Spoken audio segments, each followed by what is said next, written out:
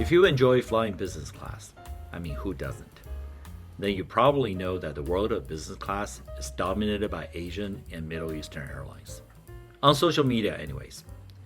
When people talk about or review American and European airlines, there's usually a tone of ridicule, or they make fun and pick on these airlines as of subpar quality. But, sometimes I enjoy taking American or European business class because I do think they have some merits that are worth mentioning, as you've seen from other videos in my channel. And this time we're taking Polaris and United from Taipei to San Francisco. When we check in, we already notice the difference.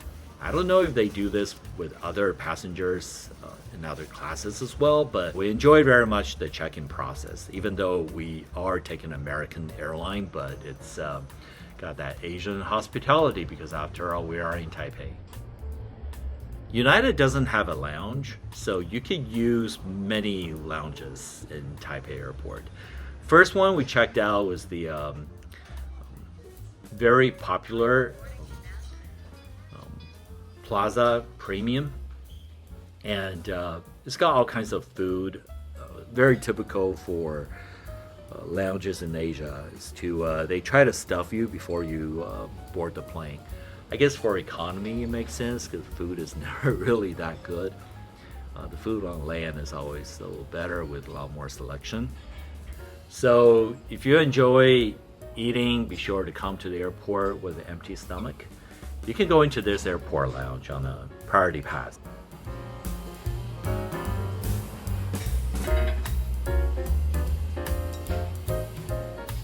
And after you've stuffed yourself with great food, you could always take advantage of their shower. In order to use the shower, you do have to line up, and sometimes there's a little bit of a wait, but there's so many of them that I never find myself waiting more than 5 to 10 minutes.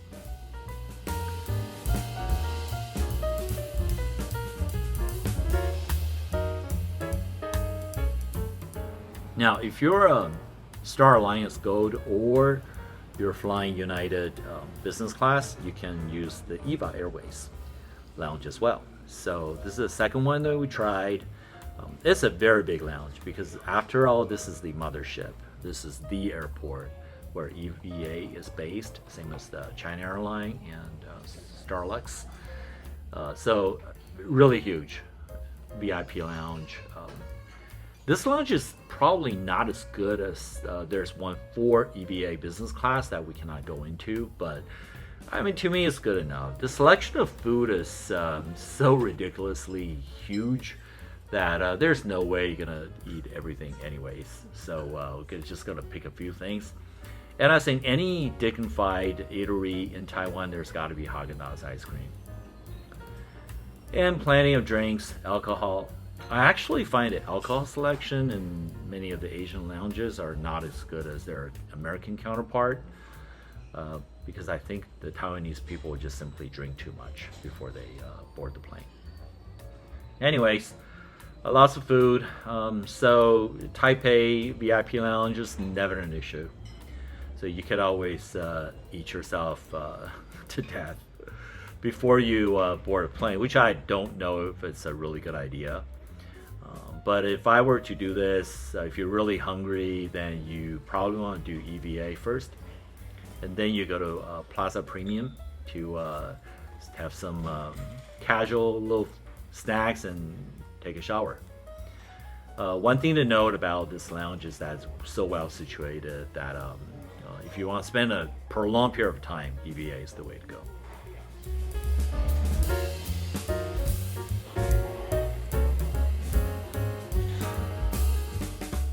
Now, checking out Polaris, this is not the newest configuration, but it's relatively new. I've reviewed the old ones that are kind of stale, but this one is very good. I like the fact that it's relatively straight, so you don't feel like you're like sandwiched in a triangle. It's a little bit of a triangle still, but it's not too bad. The cabin equipments are always pretty good. I find that US-based airlines, their hardware's typically not too bad. I would say that they try to stay ahead with hardware, and also amenities. They may not be cute, but they're of very good quality. The blanket, pillows, all very solid. And the slippers are absolutely awesome. They're like you need to pay some good money to buy something like this. So for cabin equipment, and there are the headphones too. I would give them a thumbs up almost always. And space is very well laid out as well. It has this plenty of room for storage. And I think Americans are typically a little bit bigger, so maybe why I feel like it's always very spacious and it has a lot of places to store things, which is a nice combination, right? Like you usually have either one or the other, but in this case, the cabin design is just very cool. Very passenger friendly, especially for those of us that are not small. Now to the most important thing, which is the amenity kit. People are fascinated by these things, right? Because I guess if you pay a few $1,000s, hey, why not get a $30 worth of bag and stuff that you probably not going to end up using in the flight. But it's a cute gimmick, and this time it's very cool. United, they partner with Therabody, which is the maker of this massage guns and some other accessories. And the fact that it's a bag shaped exactly the same as the one they sell, massage guns, is almost a subliminal message. Hey, come and check us out, right? The stuff in it is all very good quality, no complaints at all. Again, the American Airlines are probably catered towards business travelers, so nothing is very cute. As opposed to if you look at my other videos on the Asian airlines or even Europeans, that are more refined, a little cuter, a little sassier, I guess is the word. But not here on United. Everything works and of good quality, but not gonna be amused by their design. Okay, now onto the most important thing on a super long flight, which is entertainment. Now I gotta say, in terms of the entertainment hardware, it's a little bit dated, but not too bad. Maybe like 5 to 10 years kind of screen and resolution and just overall cabin design. But programs is always a big or a huge advantage. For United, I don't know how much they spend on programming, but you will never have trouble finding something you want to watch. And also the software overall is pretty good. You can play around with it and it will do quite a few things. Except this one is a little bit slow. Again, about 10-year-old plane, I think. So I don't blame them for not having a NVIDIA chip in their system.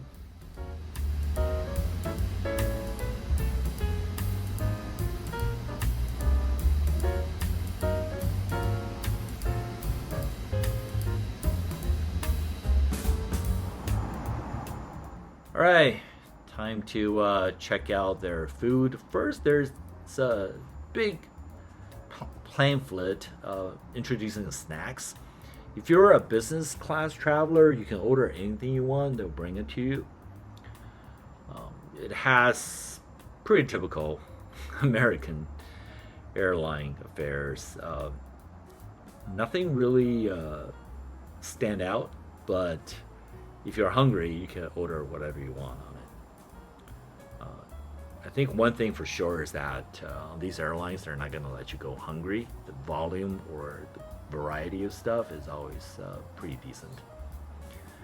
So I didn't order anything because I fully anticipate the food to be at least decent. So I'm going to wait for them to serve real food. But when it comes to like selection of drinks, snacks, I think there's nothing to pick on. I have some very simple drink and snacks. They warm up the nuts, which is one thing that United does. I'm not sure whether it's totally necessary. And on this flight, the menu also comes with disclaimer or liability waiver. Very American right there. Now, food came. This I would say is very American. Again, not surprising. Looks good presentation. The one gimmick is the salt and pepper and paprika shaker. They stacked the shaker up. In the beginning, I had a hard time figuring out what they're for, how to use them. But then I realized, so instead of little bags, which is a little kind of cheap, they give you these tiny shakers, which I end up, I think I took them home, but I don't remember where I put them. So this is one thing that is a little bit interesting and I would say innovative on this flight. Other than that, the food is pretty standard. It's from Taipei's kitchen. I'm surprised they make such good Western food. I guess I could have ventured out and had Chinese food, but I decided that I'm gonna stick to something of American flavor. It turned out to be really good. This lamb dish with very well done meat and garnished by vegetables. I finished it with absolutely no problem.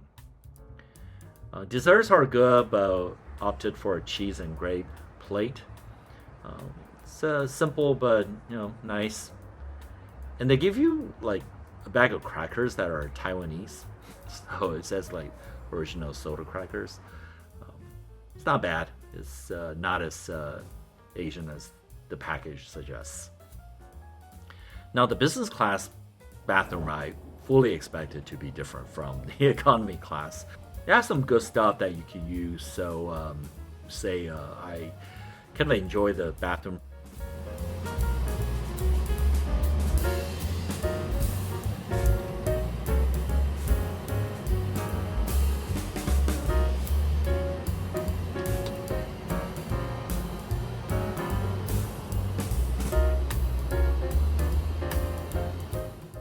Alright, so after food, restroom run, time for bed.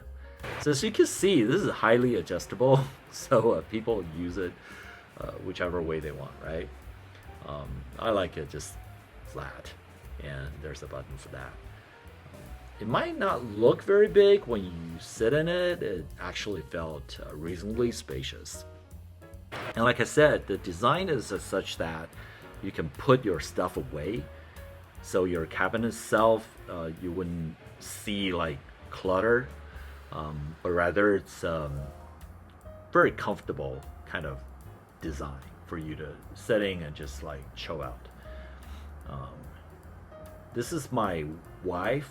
Her legs are pretty much the same length as mine, and at 5'8", not very long legs, so plenty of space. So definitely a good thing about US Airlines.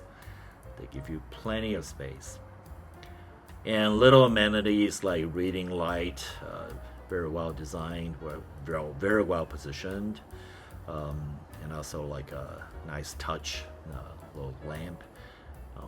Once they darken, which I couldn't take pictures or video anymore, but you could tell that this is a very nice environment for sleeping. And unfortunately, I think I slept a little bit too much. So might have missed some food or snacks.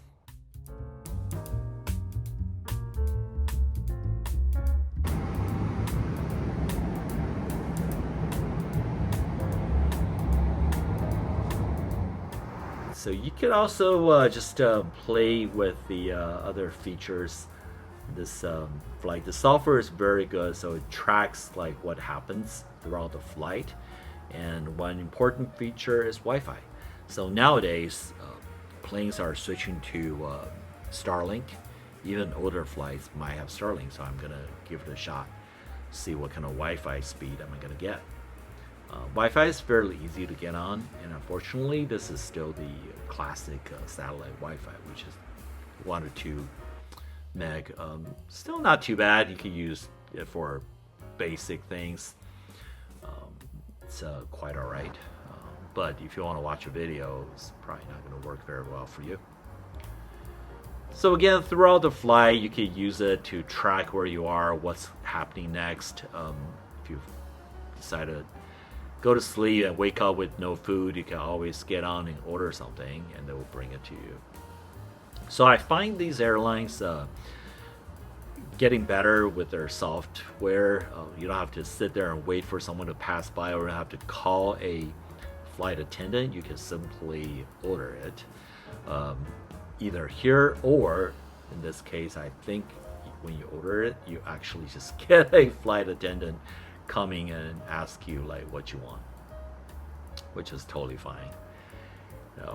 And I think one word on service is that people always complain about how unpleasant the American and European airlines flight attendants are.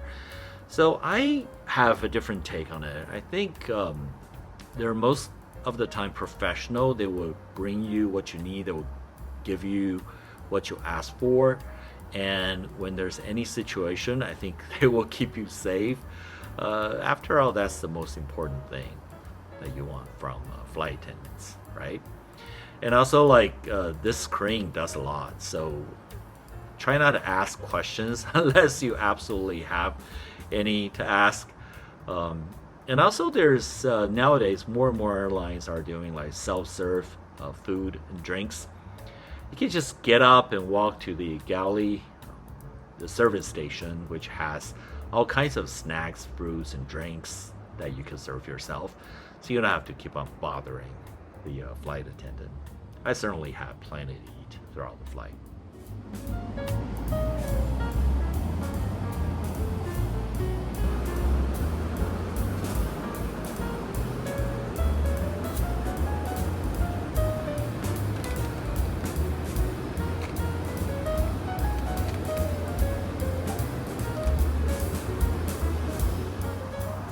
Now the breakfast, I also opted for American breakfast, so I just want to kind of challenge them a little bit, see how good they are. And turned out to be all right. This amount of food is great. And it probably has something you want to eat, so that's good. And the quality is good enough. So overall, had a very good time on this United Polaris business class. It's really not a whole lot I can complain about. I think the food is reasonably good. They serve lamb, which is a big winner already. The other dishes are good as well. After talking to other passengers, the space is great. The cabin gives you a comfortable environment to sleep, which is extremely important on international flight. The equipment, amenities, entertainment, they're all pretty good quality. So I would say that if you have points, or you have one of those credit card programs that give you sort of like either credit or discount, I think I would always go for it.